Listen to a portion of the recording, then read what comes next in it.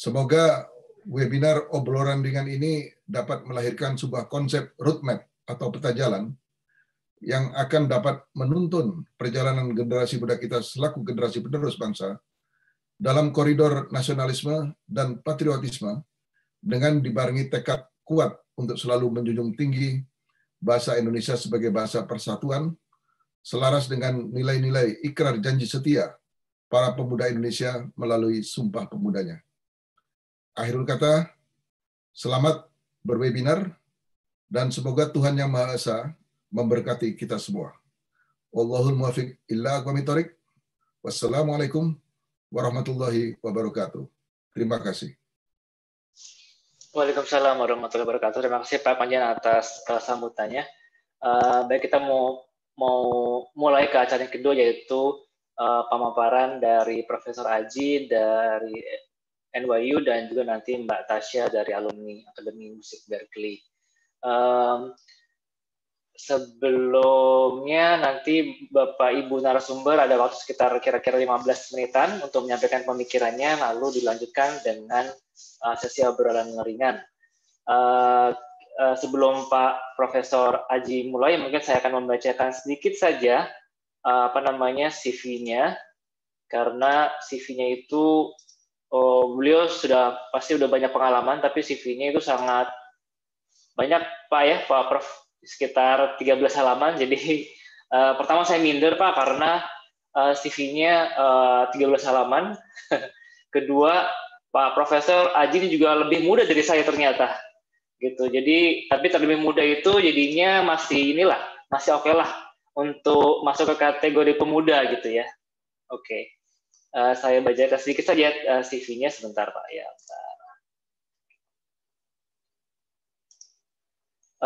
Dari edukasi BA Honorary History First Class Honor di University of Melbourne itu tahun 2002 sampai dengan 2005. Kemudian 2006 sampai dengan 2008 adalah MA Master of Arts di History juga di National University of Singapore. Kemudian PhD di Anthropology dan History di University of Michigan tahun 2008 sampai dengan tahun 2016. Lalu kemudian sekarang dari tahun 2016 sampai dengan sekarang adalah Assistant Professor untuk Department of Middle Eastern and Islamic Studies di New York University. Saya juga melihat di sini di CV beliau bahwa pengalamannya banyak, buku yang dipublikasikan juga banyak, dan demikian juga pengalaman bekerja dan seminarnya juga tidak dilakukan lagi. Kepada Profesor Aji, kami persilakan untuk menyampaikan pemikirannya atau pemaparannya. Terima kasih Pak Profesor.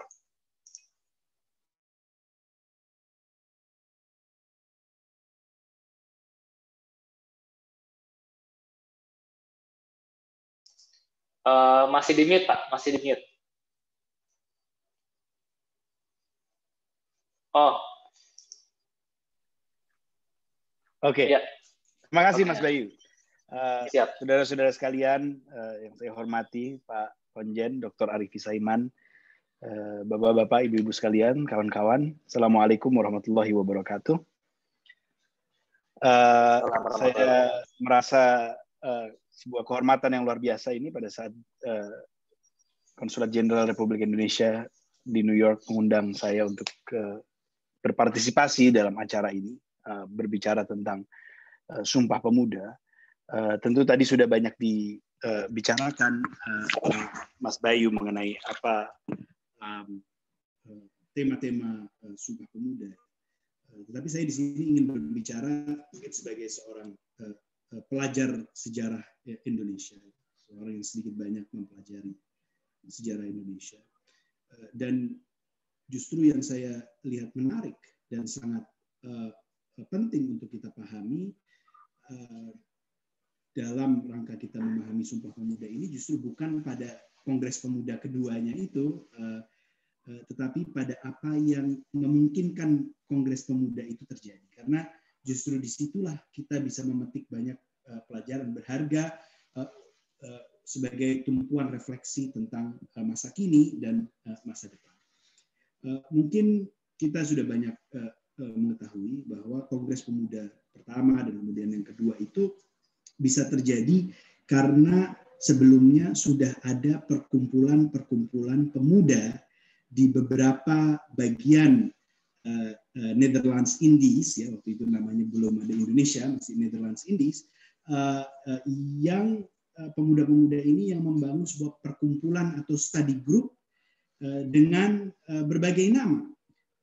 Misalnya ada Young Java, ya kan, yang dibentuk oleh Dr. Satiman Wiryo Sanjoyo dan Wongsonegoro, ya, itu awalnya dinamakan Trikoro Dharma, tapi kemudian berevolusi menjadi Young Java. Kemudian ada juga Young Minahasa, ya, tokohnya J.H. Pangemanan. Ada Young Sumatranen Bon, tokohnya Muhammad Yamin, ya, Dr. Akagani. Tentu ada kemudian di generasi selanjutnya ada Muhammad Hatta dan Profesor Bahdir Johan.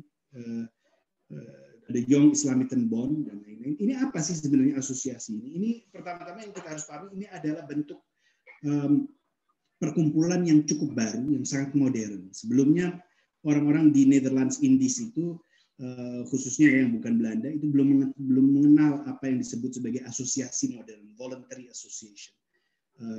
Ada perkumpulan-perkumpulan, tetapi tidak ada perkumpulan modern, misalnya seperti tarekat-tarekat Sufi, misalnya sudah ada, kongregasi-kongregasi gereja sudah ada. Tetapi yang disebut sebagai modern association itu adalah sesuatu yang baru. Kita tahu yang pertama awalnya adalah Budi Utomo, tetapi Budi Utomo itu sangat elitis, ya, itu hanya orang-orang dari kelas tertentu Jawa yang ikut dalam perkumpulan itu. Oleh karena itulah kenapa misalnya Young Java itu muncul, karena sebagai kritik terhadap elitisme Budi Utomo.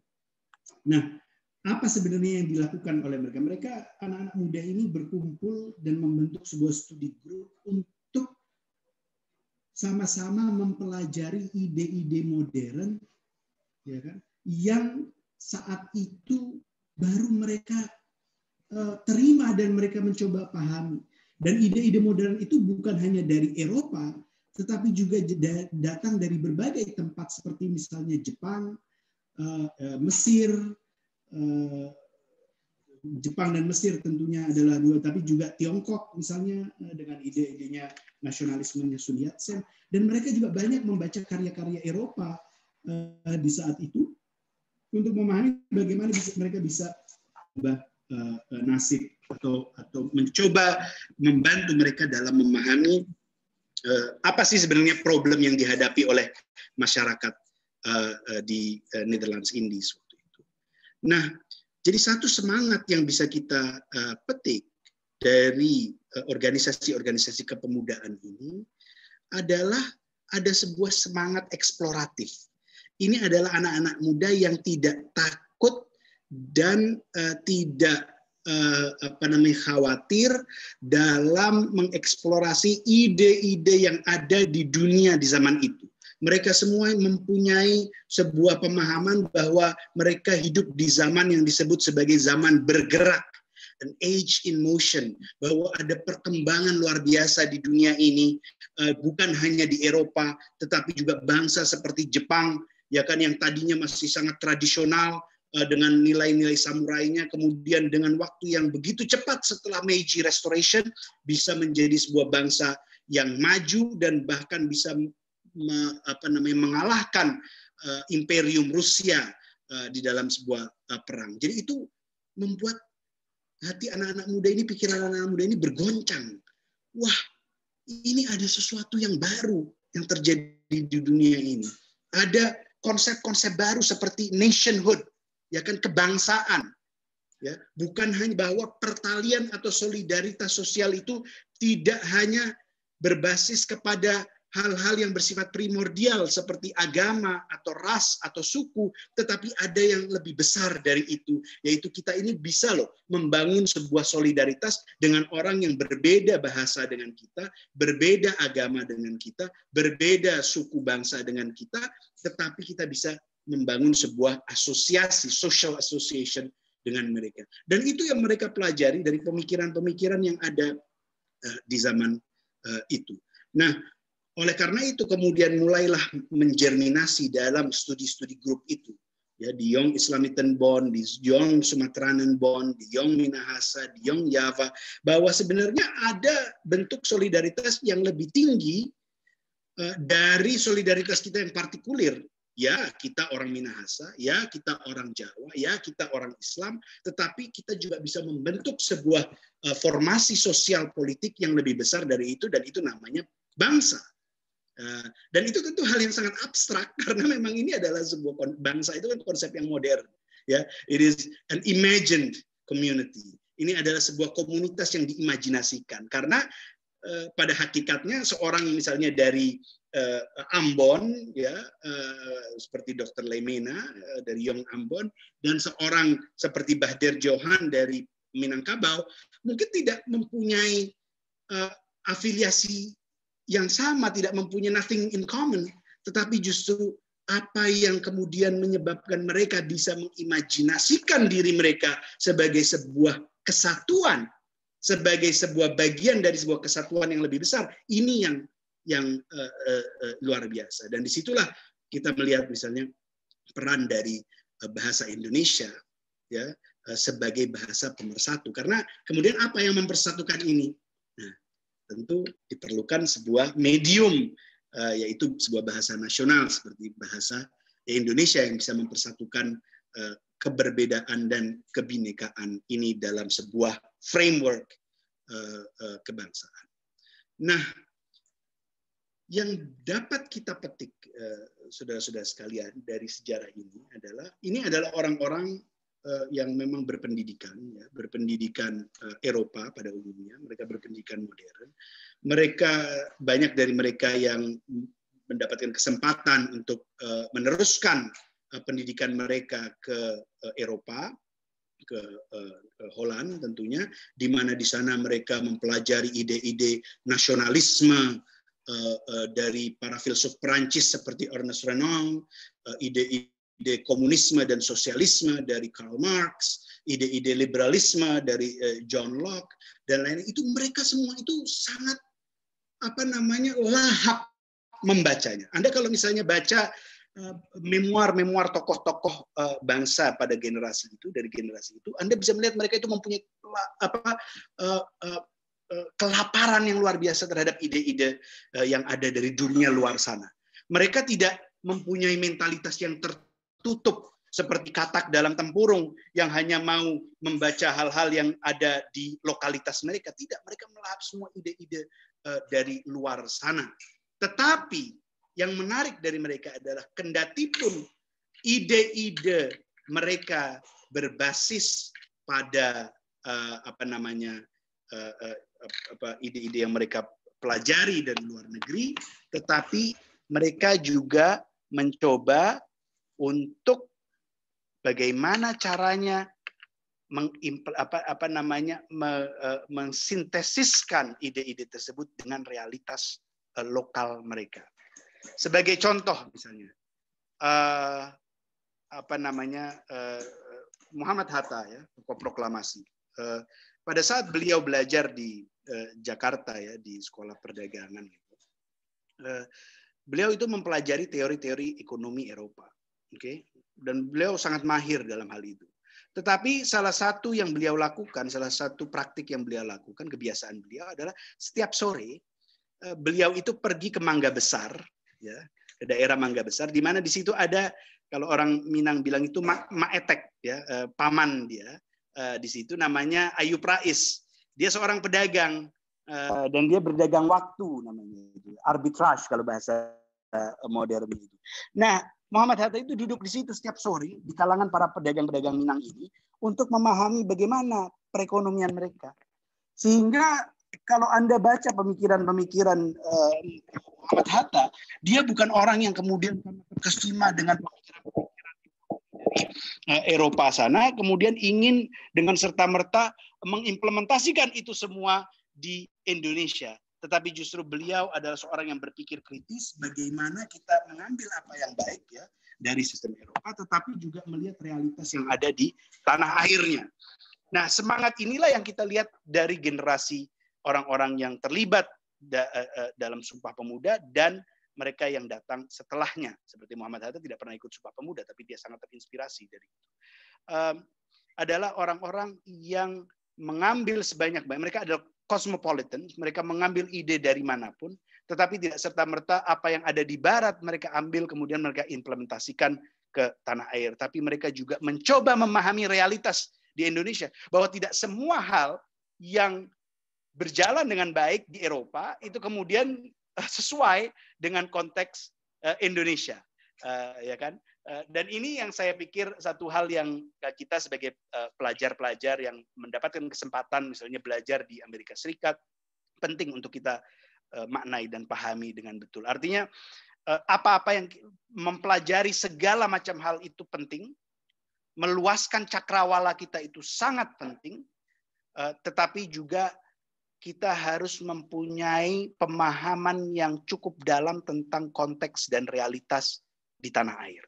Karena tidak semua yang kita pelajari di Amerika Serikat atau di Eropa itu kemudian bisa diimplementasikan di Indonesia. Nah ini terus terang kadang-kadang yang saya lihat dari beberapa lulusan Amerika Serikat di tanah air di zaman ini, Pak Konjen, itu adalah kemudian mereka itu latah ya, mau mengimplementasikan apa-apa semuanya yang ada di Amerika atau di Eropa, karena tapi banyak dari hal itu walaupun idenya cemerlang kemudian akhirnya tidak bisa terrealisir dengan baik karena konteksnya berbeda, ya kan?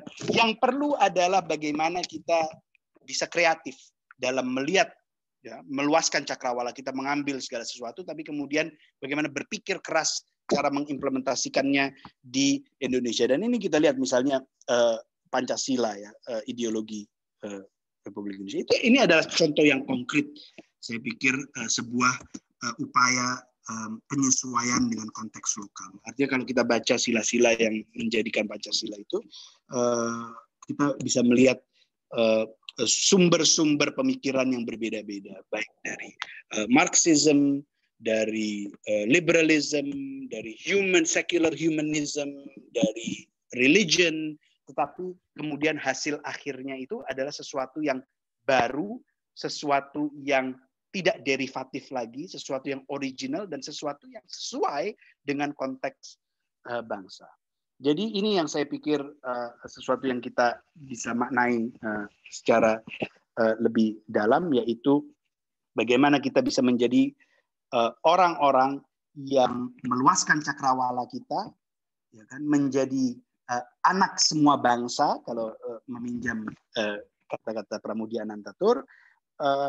Tapi juga kemudian dari menjadi anak semua bangsa itu bisa mensintesiskan keberbedaan dan keragaman itu untuk membentuk sesuatu yang original, yang sesuai dengan konteks di tanah air, yang tidak hanya membebek, ya kan?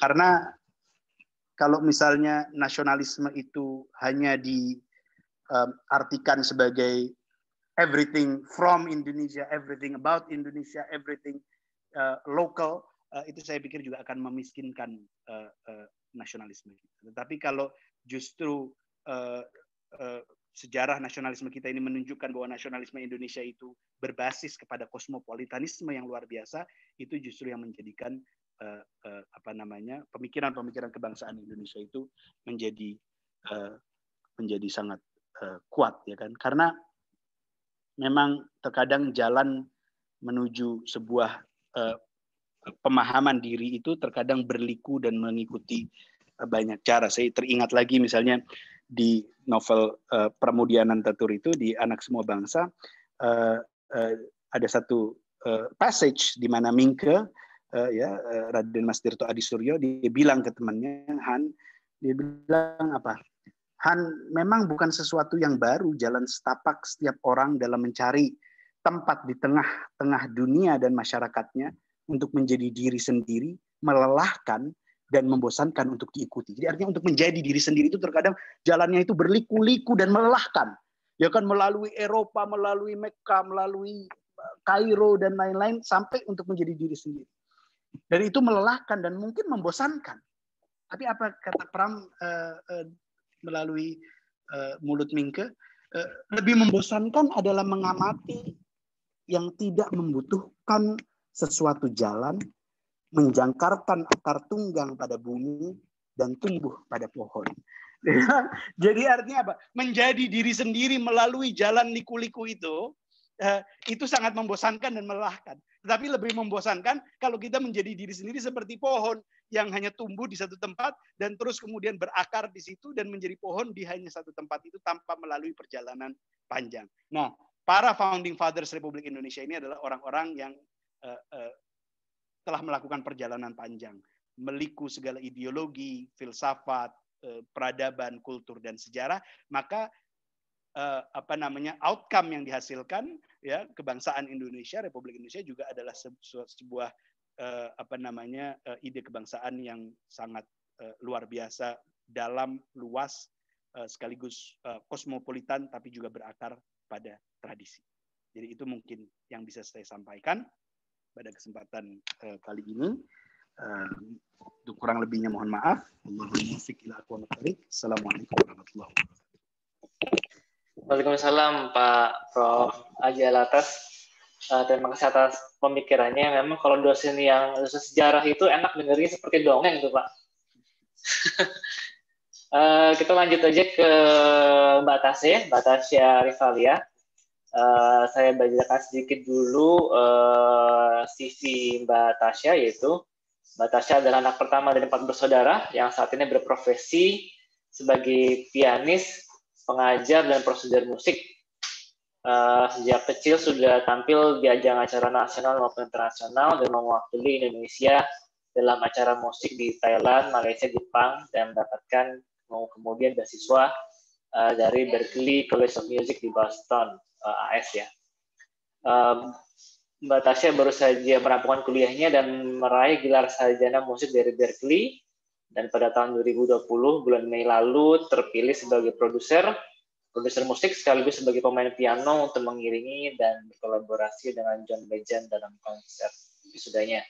Cukup aktif di berbagai acara di PBB dan kemudian juga di KJRI New York, dan terakhir tahun 2019 juga ikut acara di Texas yang mengenai film festival dan musik internasional. Kepada Mbak Tasya kami persilakan untuk menyampaikan pemikirannya. Ada waktu kira-kira 15 menitan. Terima kasih Mbak Tasya, silakan. Halo, bisa dengar? Siap dengar. Ya, terima kasih Mas Bayu atas perkenalannya. Pertama-tama yang saya hormati Bapak Konsulat Jenderal RI New York, Bapak Arifi Saiman, lalu Profesor Ismail Alatas, dan Bapak Ibu teman-teman sekalian yang saya hormati. Tadi sangat inspiratif sekali ya hal-hal yang disampaikan oleh Profesor Aji. Jadi dalam kesempatan kali ini saya ingin sharing sedikit nih tentang pandangan saya sebagai pelajar sekaligus sebagai musisi yang saat ini menetap di Amerika Serikat. Jadi apa sih arti Sumpah Pemuda itu di masa kini? Apa sih arti Sumpah Pemuda di zaman now gitu ya, kata Mas Bayu?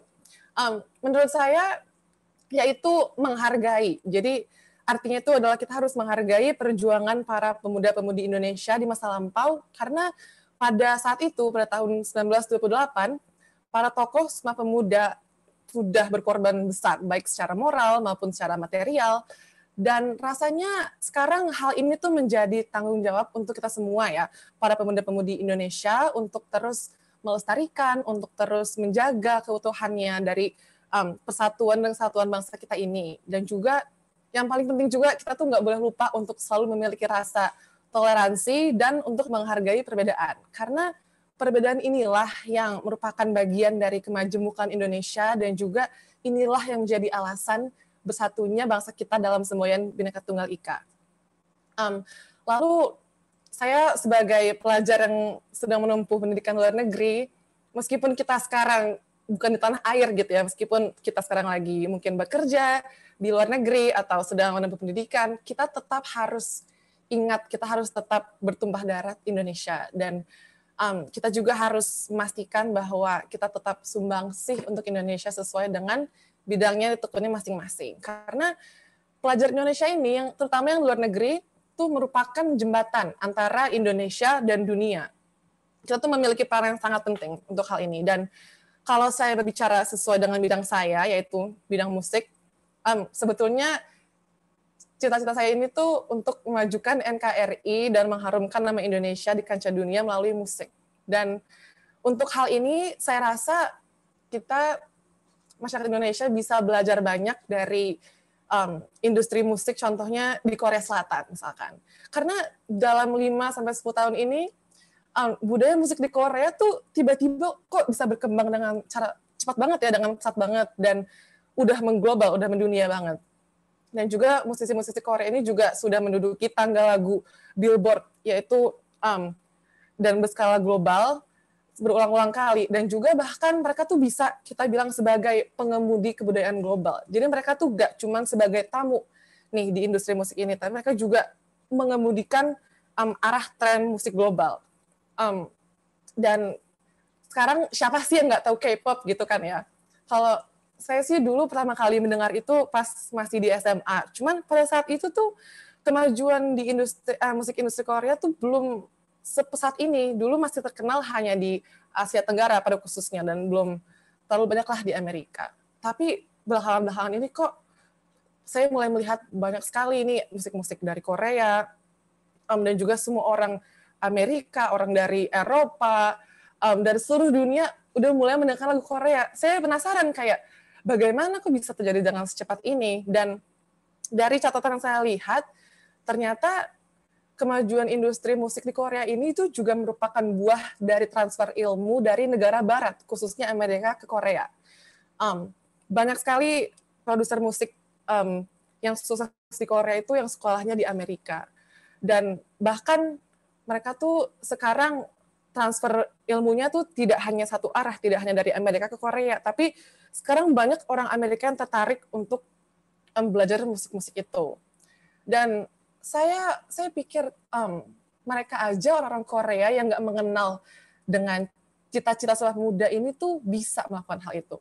Mereka kayaknya mentalnya siap, dan mereka yang saya amati tuh bukan hanya sekedar belajar di luar negeri, lalu dapat sertifikat, lalu selesai gitu. Enggak, mereka semuanya bekerja sama. Ada beberapa orang yang kembali ke negaranya, ada yang menetap di Amerika, tetapi mereka semua tujuannya sama, yaitu memajukan musik di negaranya itu masing-masing. Dan inilah yang saya salut dari mereka, dan menurut saya kita tuh bisa belajar dari situ.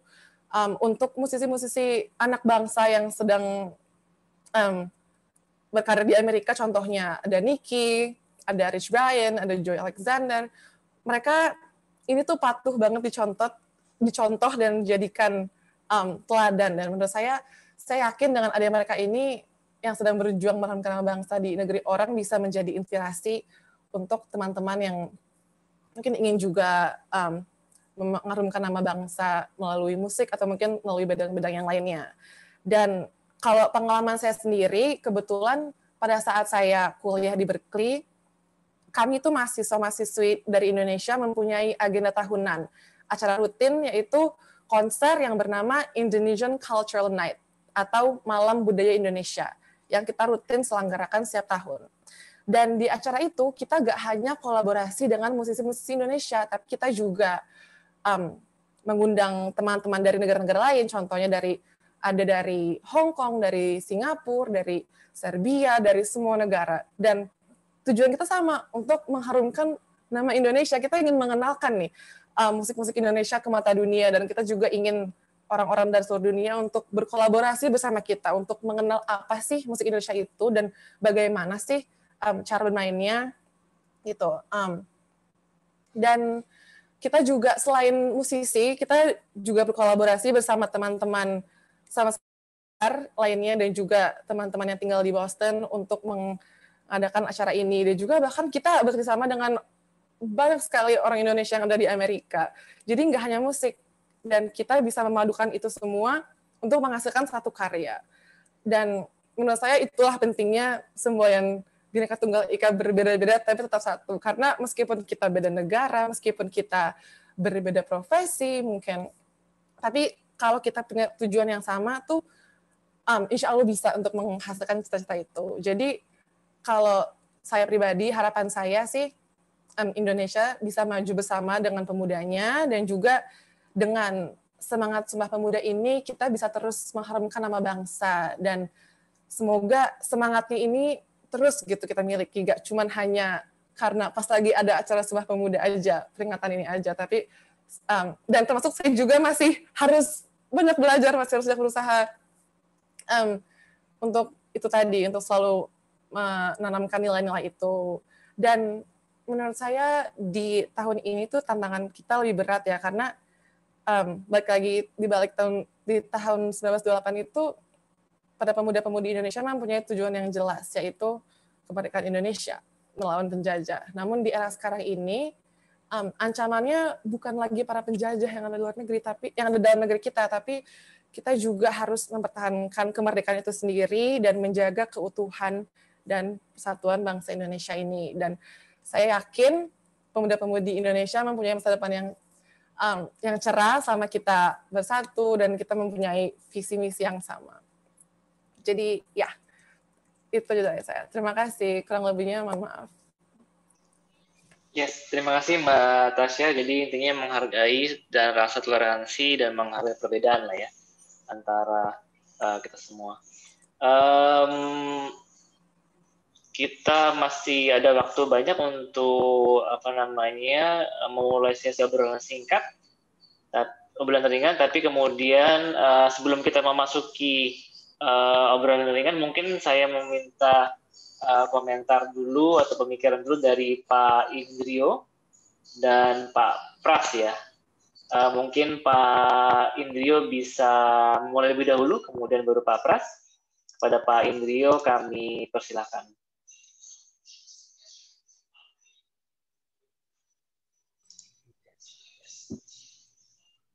Yes.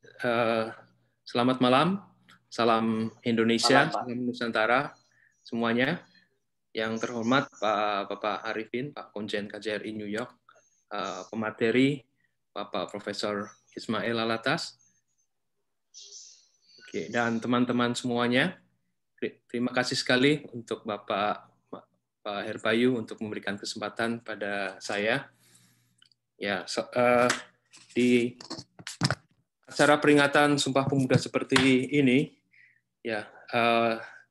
Saya merasa seperti muda kembali begitu ya. Tapi saya pikir ya untuk kita semua, saya pikir ya baik yang muda maupun sampai sesepuh Pak Suko yang nanti akan memberikan juga pesan-pesan buat kita ya. Kalau kita ingat zaman muda begitu ya, atau merasa muda begitu, ya saya kira ada perbedaan besar antara pemuda yang zaman itu dan yang sekarang. Jadi baik tantangan yang ada di sekitar kita maupun tantangan yang bersifat global gitu ya, yang susah sekali kita. Jadi tantangan pada waktu itu mungkin secara fisik bisa kelihatan pada waktu dulu gitu ya. Tetapi untuk yang sekarang memang sifatnya lebih abstrak begitu. Jadi kadang-kadang kita tidak melihat bahwa itu adalah sebagai suatu tantangan. Jadi ini sama juga saya kira selalu saya diingatkan pada waktu sebelum tahun 45 atau sebelum tahun 1950 pemuda itu ada satu musuh yang bisa kelihatan begitu ya, dengan mengangkat senjata. Tetapi sesudah generasi itu, termasuk generasi saya juga yang lahir pasca kemerdekaan, kemudian juga selalu juga diingatkan begitu, wah ini pemuda sesudah itu tantangannya apa. Jadi semakin ke arah globalisasi, apa yang menjadi tantangan kemudian semakin kabur dan semakin abstrak begitu ya. Dan apalagi sekarang kalau kita ditempatkan pada dunia global seperti ini, dan kesenjangan antara yang ada di Indonesia dengan yang ada di luar negeri misalnya, atau daerah dan pusat itu juga semakin besar gitu ya. Jadi saya pikir sebagai manusia begitu ya, kalau kita dihadapkan kepada satu tantangan yang nyata, yang secara fisik bisa kelihatan, itu barangkali akan membuat motivasi semakin nampak begitu.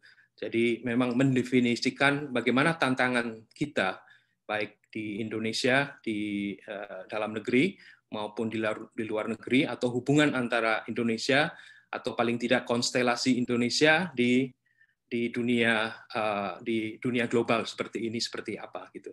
Jadi saya pikir ini juga PR untuk saya untuk menampakkan tantangan bagi saya yang sedang berada di luar Indonesia dan melihat Indonesia begitu ya. Jadi kalau saya melihat tantangan seperti ini dan juga kesenjangan, saya pikir sering sekali kesempatan seperti pengalaman saya sendiri begitu ya.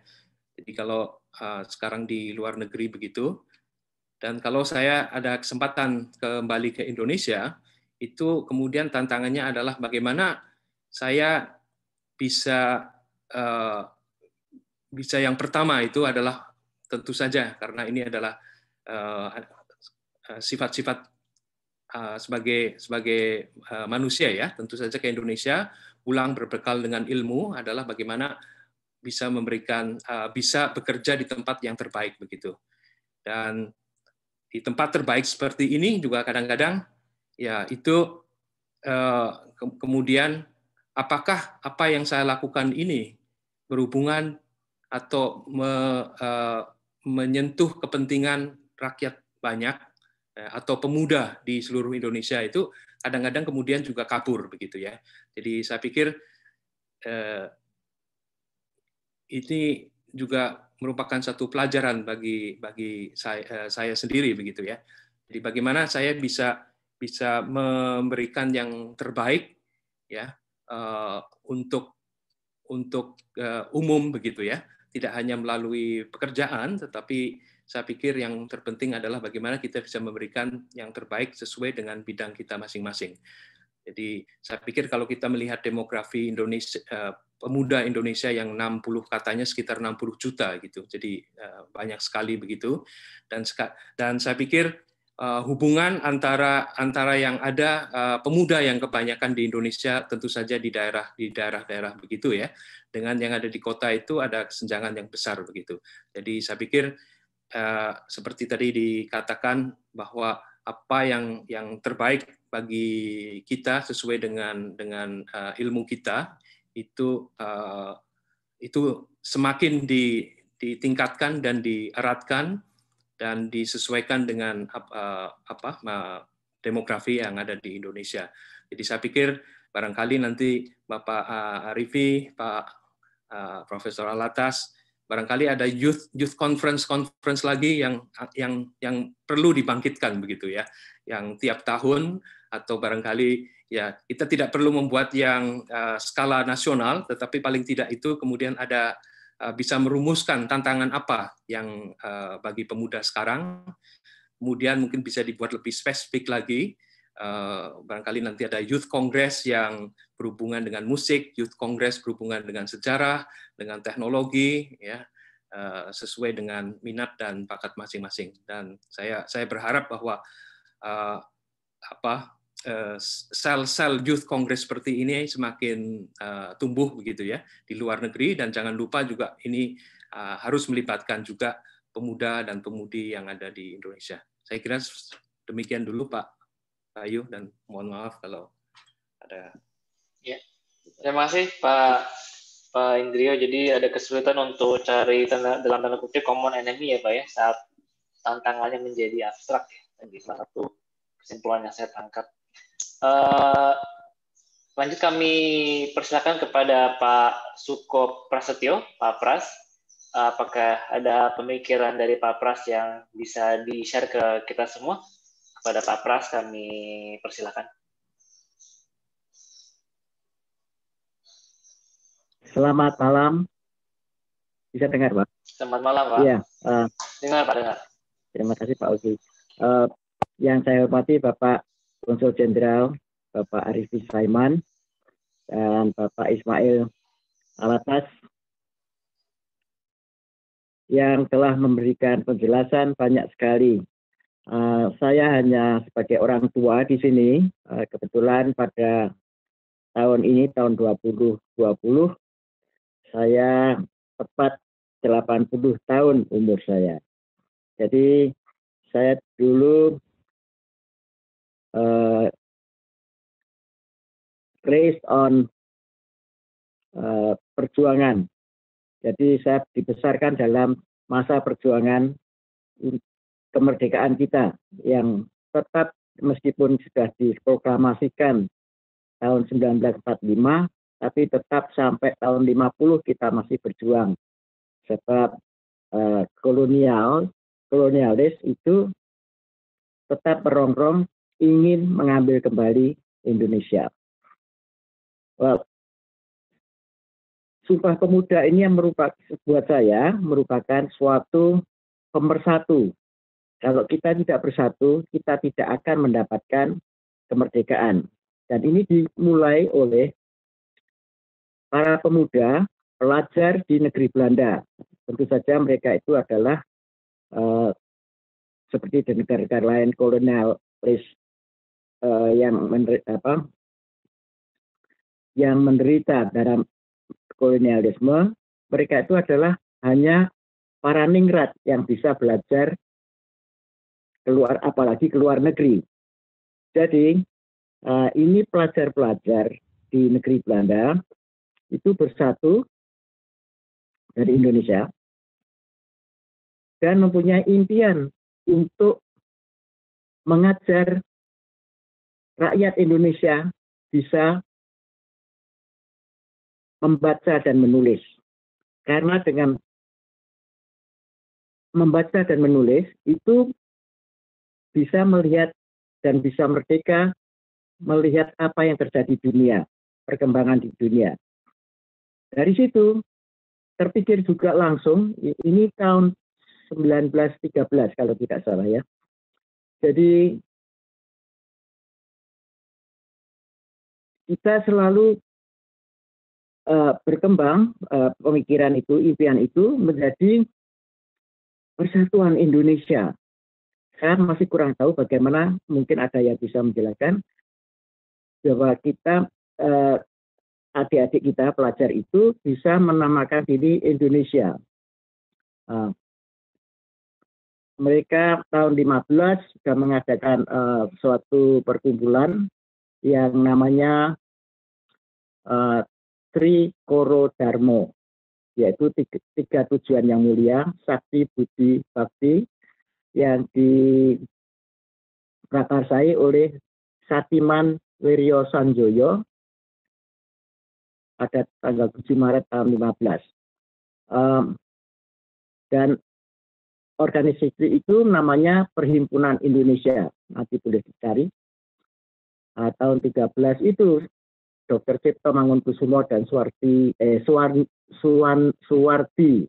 Soryodiningrat juga mengumpulkan dengan Sultan Syahrir dan Muhammad Hatta, mengumpulkan pemuda Indonesia, karena kalau kita tidak bersatu, kita tidak dapat mencapai kemerdekaan itu. Nah, karena persatuan itu kita selalu berjuang dan mendapatkan ide-ide, kita berkumpul, rapat dan rapat, hingga terjadi perkumpulan yang namanya Yong Batak, Yong Minahasa, Yong Celebes, Yong Ambon, Yong macam-macam ya, Sekar Rukun, Islami Penpan, dan segala macam. Dan mereka secara sembunyi-sembunyi, karena kita negara jajahan, bisa bersatu. Waktu itu Bung Karno masih muda ya, tapi akhirnya terkena juga perjuangan itu, dan impian untuk merdeka itu menjadi. Jadi Sumpah Pemuda itu dicetuskan tahun 1928, yaitu pemuda-pemudi di Indonesia ya, yang itu kami putra dan putri Indonesia mengaku bertumpah darah yang satu, tanah air Indonesia. Nah, itu maksudnya adalah bahwa pemuda-pemudi di Indonesia akan memperjuangkan kemerdekaan bangsa-bangsa hingga titik darah yang penghabisan. Jadi maksudnya begitu. Yang kedua, kami putra-putri Indonesia mengaku berbangsa yang satu. Jadi kita tidak bangsa Batak, kita tidak bangsa Ambon, tidak bangsa Jawa, tapi bangsa Indonesia. Itu adalah suatu persatuan. Dan kami putra-putri Indonesia menjunjung bahasa persatuan, yaitu bahasa Indonesia. Jadi itu semuanya menjadi persatuan untuk merdeka, tidak dijajah lagi. Nah, setelah kita lama merdeka, ternyata persatuan itu, Sumpah Pemuda itu, agak kabur. Jadi kita harus selalu mengingatkan. Dulu setiap tahun kita, sampai sekarang juga, tapi tidak sesemangat dulu pada zaman Bung Karno, kita selalu memperingati dan mengingatkan kita kembali. Sumpah Pemuda itu lebih besar dan lebih bermutu daripada kemerdekaan itu sendiri. Sebab kemerdekaan itu hasil daripada Sumpah Pemuda ini. Namun jangan kecil hati, karena di negara manapun alat pemersatu itu juga dilupakan oleh anak-anak yang muda-muda di sini. Seperti di Amerika, the Pledge of Allegiance, itu anak-anak muda sudah tidak kenal lagi. Sering dari TV, CBS itu membuat menyetop teman-teman saudara yang muda-muda di jalanan, ditanyakan, kamu bisa nggak mengatakan Pledge of Allegiance di Amerika ini? Banyak yang tidak tahu apa itu Pledge of Allegiance. Itu sama dengan Sumpah Pemuda. Jadi untuk tidak melupakan dan bisa mengerti lagi mengapa kita merdeka, itu harus kita ingatkan setiap tahun, kita celebration. Nah, disitulah maka saya senang sekali dan salut kepada Bapak Konsul Jenderal mengadakan acara ini, dan setiap tahun, hampir setiap tahun sebetulnya, di KJRI itu selalu ada upacara Sumpah Pemuda. Inilah yang saya harapkan, dan saya senang sekali meskipun saya sudah warga negara Amerika, tapi saya bangsa Indonesia. Demikian, saya harapkan kita akan selalu mempunyai acara semacam ini dan bisa mengucapkan 3 hal dari Sumpah Pemuda tersebut dan mengerti apa maksudnya. Terima kasih. Selamat malam. Terima kasih Pak Suko Prasetyo atas pemikirannya dan diskusinya. Mungkin kita undang dulu teman-teman yang lain untuk berkomentar dari teman-teman yang lain seperti Mbak Amanda, Mbak Nikita, atau di sini juga ada Pak Mustari, Pak Maiki. Kami persilakan.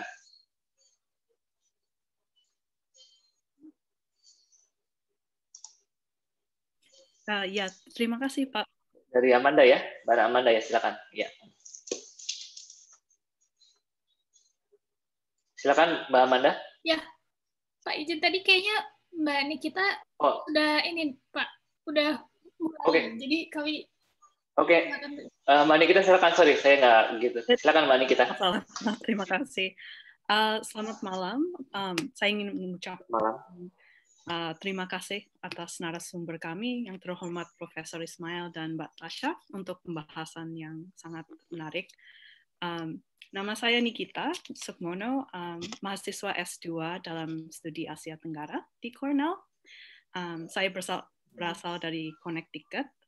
Dan mungkin saya ingin mulai dengan menyebutkan sesuatu yang saya lihat di Indonesia, yaitu mungkin pandangan bahwa pemuda Indonesia saat ini telah menyimpang dari nilai masa lalu dan bahwa kita harus kembali pada kejayaan masa lalu. Beberapa orang mengatakan bahwa mungkin ini karena efek modernitas tanpa filter atau platform online baru. Tapi Tetapi walaupun ada perspektif ini, menurut saya kita telah sebagai orang muda, kita telah mewarisi beban besar masalah sosial serta tantangan untuk beradaptasi dengan zaman dan teknologi baru. Dan di saat seperti sekarang ini, di mana masyarakat mungkin dan pemerintah sedang mencoba beradaptasi di era teknologi baru, terkadang dengan berhasil, mungkin terkadang dengan kurang berhasil, sangat mudah untuk menyalahkan konsep abstrak seperti teknologi atau dunia online, dan terkadang masyarakat memandang kita sebagai individu yang belum dewasa, yang belum siap menghadapi tantangan baru yang dibawa masa baru ini. Tetapi mungkin kenyataannya adalah bahwa dunia belum siap untuk perubahan besar seperti itu.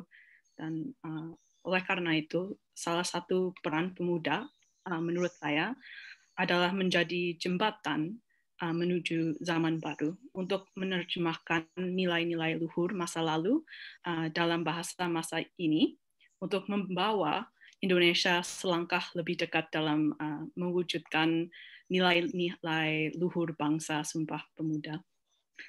Dan saya berharap dalam proses untuk mencapai tujuan ini, pemerintah, generasi dulu, dan institusi di mana kami pelajar, walaupun di Indonesia atau di Amerika, tidak meremehkan kemampuan kami dan juga tantangan kita.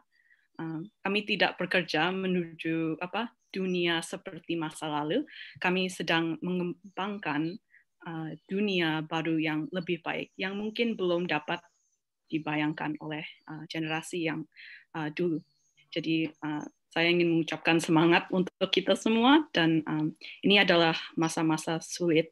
Jadi mari kita terus berdiskusi dan berkembang. Saya senang sekali untuk kesempatan ini untuk mendengar dan belajar lebih banyak dari teman-teman semua. Jadi, terima kasih. Silakan Mbak Amanda. Terima kasih Mbak Nikita. Kepada Mbak Amanda kami persilakan.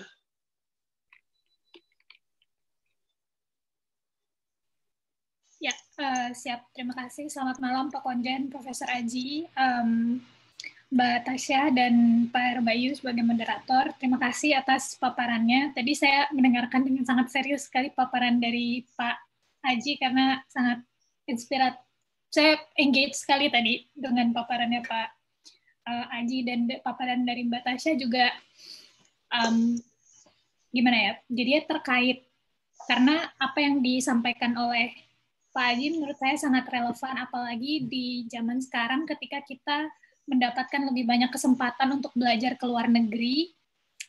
Akhir-akhir ini kan sering sekali ada pembicaraan bahwa iya belajar di luar negeri terus kemudian tidak menyumbang kembali ke Indonesia atau tidak balik ke Indonesia, itu sangat marak. Saya sering sekali baca perdebatannya di berita-berita, dan orang-orang seperti Mbak Tasya, kemudian Mbak Nikita inilah yang membuat saya optimis bahwa sebenarnya Sumpah Pemuda itu masih sangat hidup dan berkobar. Setidaknya ada generasi muda yang masih memiliki semangat Sumpah Pemuda, dan kita perlu hidup dari harapan tersebut untuk memajukan Indonesia. Dan saya juga melihat teman-teman saya setelah kuliah dari sini kemudian mengaplikasikan apa yang dipelajari di sini untuk Indonesia, seperti misalnya mengembangkan aplikasi untuk tracking COVID dalam situasi seperti ini. Jadi setiap kuliah di otak mereka, apapun yang mereka pelajari, setidaknya ada sedikit pikiran tentang Indonesia di dalamnya. Itu yang membuat saya optimis sih, dengan bahwa nilai Sumpah Pemuda ini masih hidup dan masih berkobar setidaknya di antara generasi muda kita. Dan juga salah satu yang mau saya highlight mungkin nilai persatuan serta kerjasama. Sedikit sharing aja, waktu awal COVID-19 kemarin, itu satu-satunya komunitas, saya tergabung ke beberapa komunitas, dari komunitas kampus dan juga termasuk Permia, satu-satunya komunitas yang cukup care itu adalah mereka membagikan care package, kemudian mereka juga secara berkala mengecek kondisi mahasiswa-mahasiswa Indonesia di sini, dan itu menurut saya salah satu semangat yang terus harus dihidupkan di antara para mahasiswa. Dan tadi saya mendengarkan tanggapannya dari Mbak Nikita, mungkin tantangan dari Sumpah Pemuda saat ini adalah kadang anak muda itu masih diremehkan, jadi masih muda tahu apa sih. Kadang itu ketika kita mau menawarkan ide baru seperti yang tadi disampaikan, mungkin kalau dari Bumi Manusia atau Anak Semua Bangsa, mungkin Nyai Ontosoro atau Mingke yang cukup progresif juga pada akhirnya akan tertabrak dengan nilai sosial yang saat itu masih berkembang di masyarakatnya. Jadi mungkin itu sih yang perlu kita hadapi bersama, bagaimana membuat suara kita lebih didengar dan tidak diremehkan. Demikian sih. Terima kasih. Terima kasih, Mbak Amanda. Mungkin saya ke Pak Miki dulu atau ke Pak Mustari sebelum saya ke kolom chat, karena di kolom chat sudah ada 2 pertanyaan untuk Pak Aji. Silakan Pak Mustari atau Pak Miki.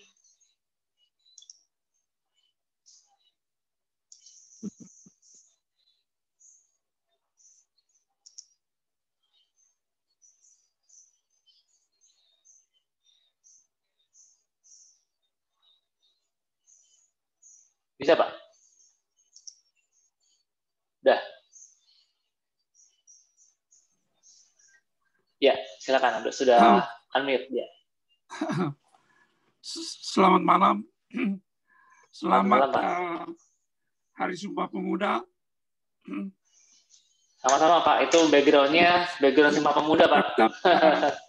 Tetap selalu semangat, walaupun kita ada di rantau, kita tetap selalu memperingati Hari Sumpah Pemuda dimanapun kita berada.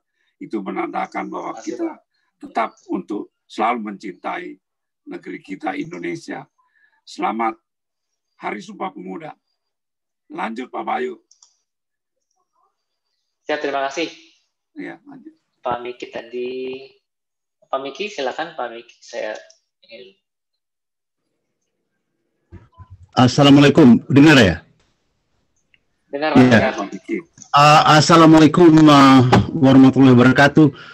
Terima kasih Pak Konjen dan Bapak-Bapak semuanya, Ibu-Ibu semuanya yang telah mengundang ini. Saya di sini ada di Boston. Walaupun saya sudah lama di Amerika, tapi insya Allah tiap tahun saya tuh dari tahun 76 selalu ke Jakarta. Karena walaupun gimana juga ya nggak lupa sama Indonesia.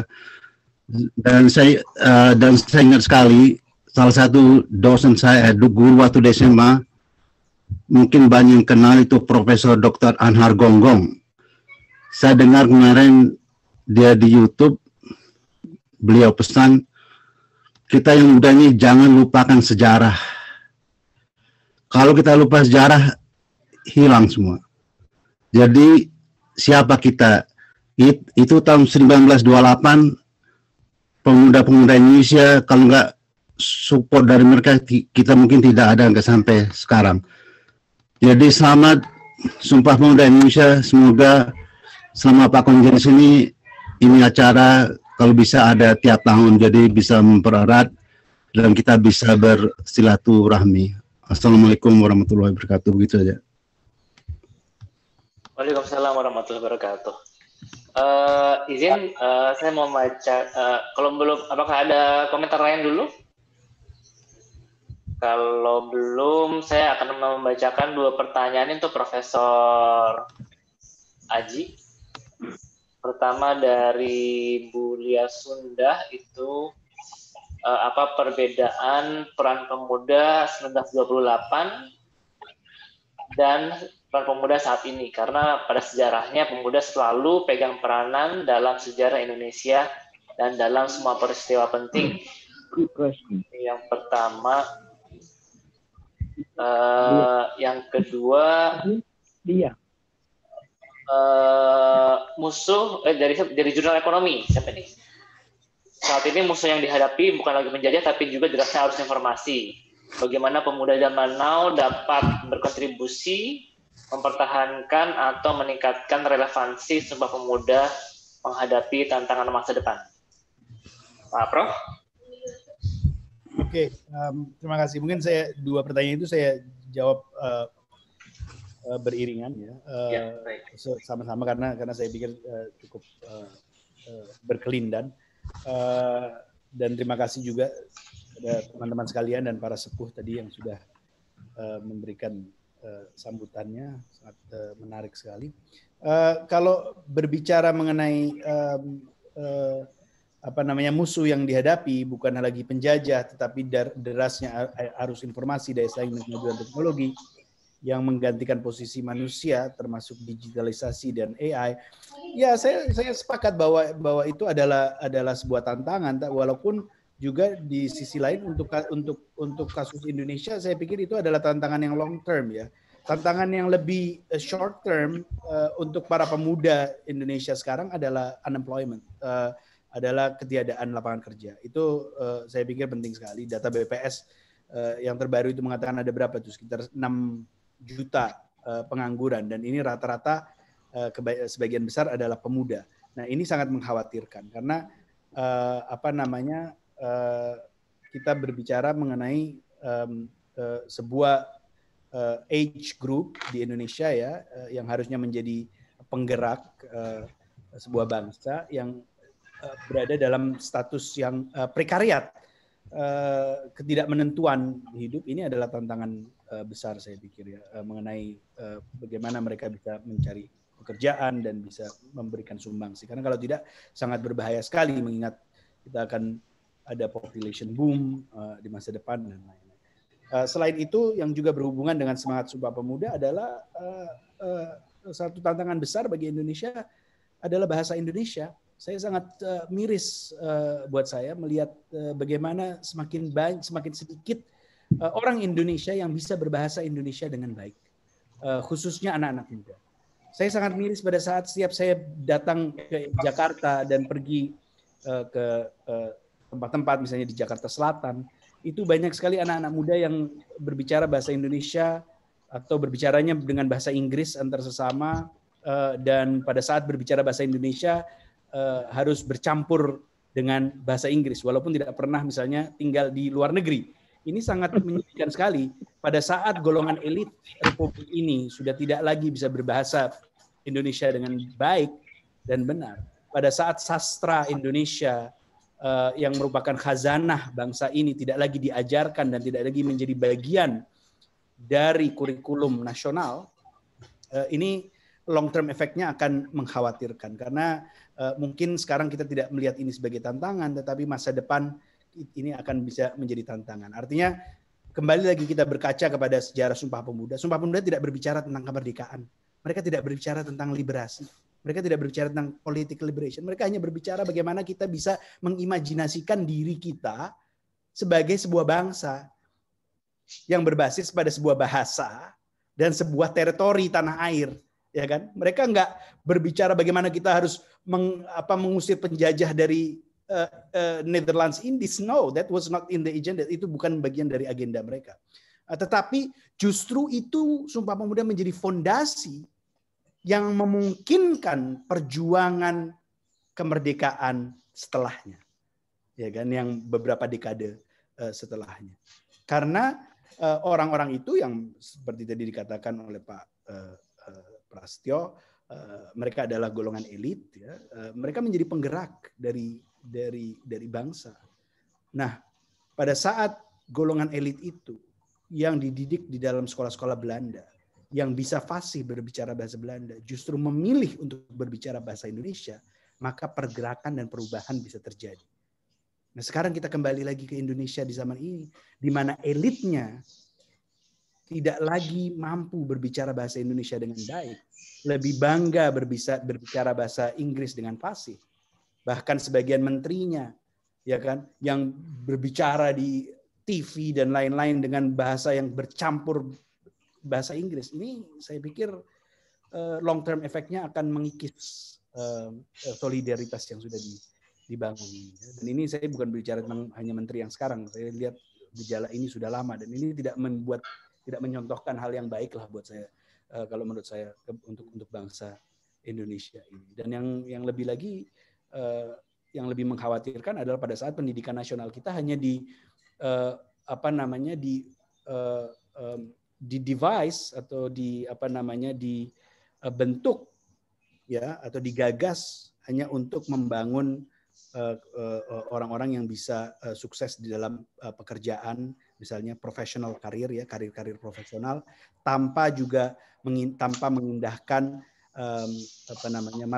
mata pelajaran yang bisa membentuk jati diri bangsa, seperti misalnya sejarah, sastra, filsafat, artinya pendidikan humaniora yang harusnya menjadi pondasi dari semua manusia Indonesia. Ini justru yang mengkhawatirkan, dan mungkin momentum ini bisa digunakan untuk kita mengingat kembali pentingnya pemikiran-pemikiran kebangsaan, pendidikan geografi tanah air, mengenalkan anak-anak muda kita dengan tanah airnya, ya kan, dengan teritorinya dan juga dengan bahasanya.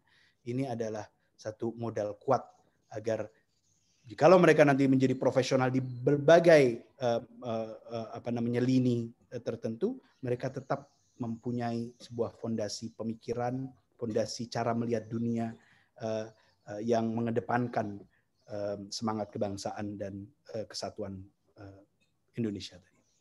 Itu mungkin yang bisa saya sampaikan. Ya, terima kasih Prof. Haji.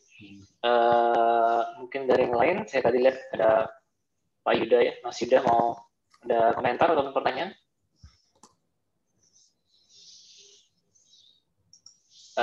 Sebentar belum. Dah, silakan. Ya, terima kasih Pak Bayu. Selamat malam Pak Konjen.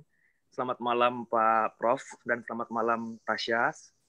Selamat malam teman-teman semuanya. Komentar saya di sini mungkin ialah karena sekarang Sumpah Pemuda ini merupakan sebuah simbol dari kebinekaan kita, dan di era yang sekarang ini, di era yang kita COVID sekarang ini, kita harus bersatu dan bangkit.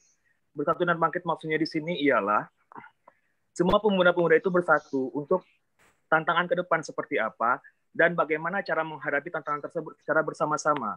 Kemudian kalau untuk bangkit, ya dengan kondisi COVID seperti saat sekarang ini, kita tahu bahwa keadaan dunia internasional yang sangat-sangat terpuruk, baik itu dari segi ekonomi, politik, sosial, dan kehidupan lainnya. Kita itu bersama-sama bangkit pemuda Indonesia yang berada di luar negeri, yang berada di dimanapun berada, untuk bersatu melawan COVID ini dan bersatu membangun kembali Indonesia seperti semula. Nah, pesannya di sini ialah kita harus mengembangkan potensi diri, mengembangkan apa yang kita punya untuk kepentingan bangsa dan negara ini. Terima kasih Pak Bayu. Siap, terima kasih Pak Yuda atas komentarnya. Mungkin terakhir sebelum penutup ada Pak Bambang Purwoko di sini. Apakah Pak Bambang berkenan untuk memberikan komentar? Bentar Pak, belum di mute, belum di unmute. Oh.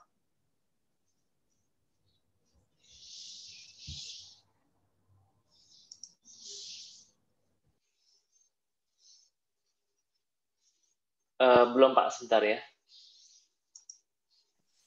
Silakan Pak. Halo. Ya, dengar. Oke. Jadi, selamat malam. Selamat malam Pak Bambang. Bayu juga Pak Konjen. Ya, kepada semua hadir pada malam ini, saya di Indonesia ini kondisinya. Ya memang kalau buat negara Indonesia nih belum Pak. Ya, makanya kebetulan kami ikut join di sini ya. Jadi untuk komen kami ya, semoga dengan kondisi sekarang yang pandemi ini bangsa Indonesia bisa survive ya, karena memang perlu kedisiplinan dari masyarakat kita semua ya untuk menjaga 3M ya, protokol kesehatan ini, terutama yang anak-anak muda di sini yang kita lihat di sini kondisinya, terutama di Indonesia, kurang dalam hal disiplin dan menjaga partisipasi. Di sini kalau tidak ada kebersamaan semua pihak, baik pemerintah sudah menghimbau, menjaga kedisiplinan, tapi dari pihak masyarakat yang tidak didisiplin ini tidak akan jadi memutus tali rantai pandemi ini. Jadi memang di sini yang perlu di sini untuk pandemi ini adalah anak-anak muda juga ikut berpartisipasi, terutama ya dan muda ini dan masyarakat umumnya.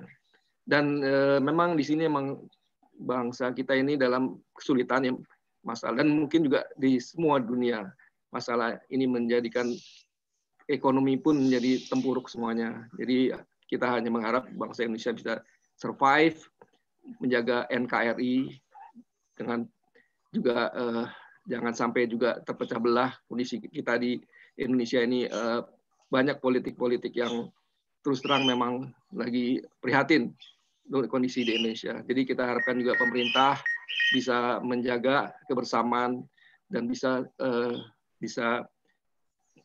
konsultasinya dengan masyarakat bisa lebih baik. Demikian, makasih.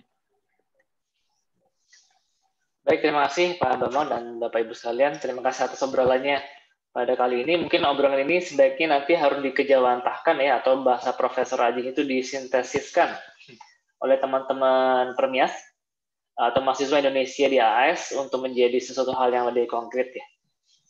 Kita sudah di penghujung acara dan saya mengundang Pak Kwanjen untuk memberikan kata-kata penutup. Kepada Pak Kwanjen kami persilakan. Terima kasih Mas Bayu. Ini sangat menarik, sangat inspiring ini obrolan kita malam ini, karena yang terlibat bukan hanya kalangan pemuda kita yang ada di zaman sekarang, namun juga para pemuda zaman dahulu. Jadi pemuda yang pada masa mudanya, di sini ada Pak Suko, Pak Mustari gitu ya. Dan beliau ini menjadi salah satu saksi untuk bisa memberikan testimoni tentang situasi perkembangan pemuda saat itu. Dan tadi seperti yang dikatakan Mas Haji tadi, sebetulnya memang dalam konteks sebuah pemuda itu pada tahun 28 tidak nyinggung masalah kemerdekaan. Yang ada itu cuma masalah komitmen tekad untuk menjadi satu bangsa yang punya identitas, punya bahasa, identitas bahasa, dan punya negara yang identitas negara juga, yaitu Indonesia. Tadi juga seperti yang Mbak Nikita sampaikan tadi, juga menarik tadi disampaikan di sini bahwa yang perlu sekarang itu adalah gimana caranya pemuda sekarang. Memang terus terang kalau dalam konteks situasi sekarang ini bukan berarti yang masa lalu itu harus diterapkan seperti sekarang. Bukan itu maksudnya. Jadi nilai-nilai luhur itu akan tetap dalam konteks sebagai substansinya, namun dalam implementasinya itu tentunya akan disesuaikan dengan zamannya. Nah, seperti yang disampaikan Mbak Nikita tadi, bahwa bagaimana caranya pemuda sekarang itu bisa menerjemahkan nilai-nilai luhur pada masa lalu itu untuk bisa diterjemahkan dalam masa kini, dalam bahasa masa kini. Saya rasa itu memang yang perlu kita garis bawahi. Tadi juga ada beberapa hal yang perlu kita catat dari penyampaian Mas Haji, bahwa dengan mengutip dari beberapa pengalaman, antara lain dari pernyataannya Pak budayawan kita, Pak siapa itu Mas Haji yang tadi yang pernah di Pulau Buru itu, Pak saya lupa ingat itu. Ini Pramudia. Pramudia Antatur, maaf ya, Pramudia Antatur, yang menyatakan bahwa untuk bisa dalam pencarian sebuah jati diri itu ada kalanya seorang itu perlu melakukan satu perjalanan yang berliku-liku untuk berkeliling kemanapun di dunia dalam rangka dia sebagai sebuah anak sebuah bangsa untuk bisa menemukan jati dirinya sebagai anak sebuah bangsa. Dan memang itu kita bisa menganalogikan ini, mengambil analogi contoh dari sebuah kembang verbena ya. Jadi kalau Bapak-Bapak Ibu sekalian ke Gunung Semeru, itu ada sebuah lahan namanya Oro-Orombo, di sana banyak hamparan savana itu yang dihuni oleh pohon verbena ini. Dan pohon kembang verbena ini bukan kembang lokal, bukan spesies lokal, tapi ini berasal dari Brasilia. Namun biarpun mereka sekarang sudah bermukim di bumi Jawa, di Gunung Semeru itu, di bumi Indonesia, namun tetap itu verbena Brasilia. Nah, jadi itu mungkin yang kita inginkan, bahwa kita boleh jadi bisa tinggal dimanapun, belajar dimanapun, tapi dalam konteks sebagai sebuah manusia Indonesia, saya rasa kita memang seyogianya harus tetap bisa mempertahankan keindonesiaan kita itu. Bukan berarti kehidupan kita di dunia yang lebih modern itu akan bisa menafikan keberadaan kita sebagai bangsa Indonesia. Jadi mungkin kita di sini juga bisa mengacu pengalaman dari bangsa Jepang, di mana kalau kita datang ke Jepang kan kita akan mendapat dua pertanyaan itu pada saat kita mendarat. Pada saat kita mendarat di Tokyo, pertanyaan yang pertama, apakah ini negara barat yang ada di belahan timur? Namun pada saat kita, kenapa pertanyaan itu muncul? Karena Tokyo itu sangat modern kotanya. Namun pada saat kita masuk ke dalam, ke pelosok di Jepang, ke pelosok di countryside dari negara Jepang ini, akan muncul pertanyaan kedua. Apakah ini negara timur yang ada di belahan barat? Karena begitu bagusnya bangsa Jepang itu bisa mempertahankan budayanya dan keberadaannya sebagai seorang Jepang. Dan saya rasa ini yang mungkin kita bisa kita ambil, karena tadi Mas Haji juga agak menyampaikan pandangan tentang mirisnya beliau melihat perkembangan bahasa, karena bahasa ini kalau nggak dirawat, karena bahasa ini salah satu komponen dalam konteks Sumpah Pemuda, lama-lama pudar dan hilang. Karena ada kecenderungan cenderung untuk pertama mungkin mencampur adukkan antara bahasa Indonesia dengan bahasa asing, tapi lama-lama nanti bisa murni ke bahasa asing. Bahasa Indonesia akan menjadi tidak akan lagi menjadi tuan rumah di negerinya sendiri. Jadi pengalaman ini mungkin yang harus kita jaga. Jangan sampai bahasa kita sebagai salah satu pilar dari Sumpah Pemuda ini akan lapuk termakan oleh arus zaman. Saya rasa mungkin ini yang bisa kita garis bawahi dari perbincangan obrolan kita malam ini.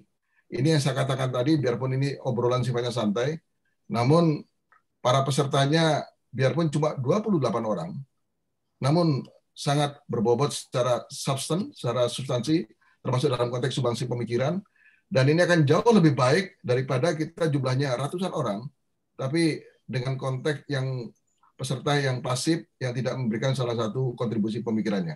Saya rasa sekali lagi terima kasih ini untuk para narasumber ini, ada Mas Aji, terus ada Mbak Tasya, yang kami mengutip istilahnya Mbak Bu Lia, ini sebetulnya forum yang kalau kita pakai istilah itu apple picking team. Nah, itu. Jadi ini sesuatu yang memang faktanya demikian. Ini adalah di mana kita pada saat tertentu bisa santai tanpa mikir substansi, tapi pada malam hari ini kita bisa serius duduk untuk memikirkan masa depan bangsa kita. Satu lagi sebelum saya akhiri, tadi Mas Haji juga menyinggung mengenai tantangan kita terbesar adalah mengatasi pengangguran. Dan justru disinilah test case tantangan untuk para pemuda kita yang belajar di luar negeri. Karena belajar di luar negeri itu memiliki keistimewaan, karena luar negeri itu menyediakan segalanya. Baik itu pengetahuan maupun sumber daya manusia, termasuk sumber daya dalam konteks ini tenaga pengajarnya.